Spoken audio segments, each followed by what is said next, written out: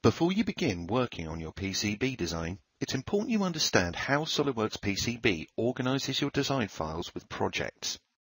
All of the separate, distinct files in your PCB design process, including schematics, board layouts, and output documentation, are housed under a single, unified project structure for easy reference.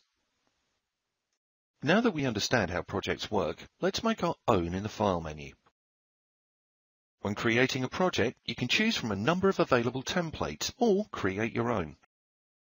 In our example, we'll start with a blank PCB project. Now that your project structure is created, you can easily add documents to it under the Projects panel. With your project structure in place, we can now move on to configuring specific design rules. We always recommend setting your rules before starting the design process, as it removes any worry of staying in compliance with manufacturing specific guidelines. These can all be configured under the Home panel by selecting the Design Rule option.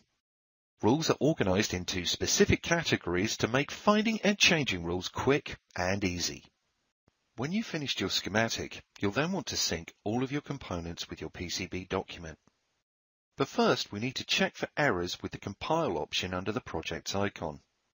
Any errors found in your schematic will display in the Errors panel, and you can quickly identify an error visually with a powerful cross-probing function which highlights and zooms in on the selected error.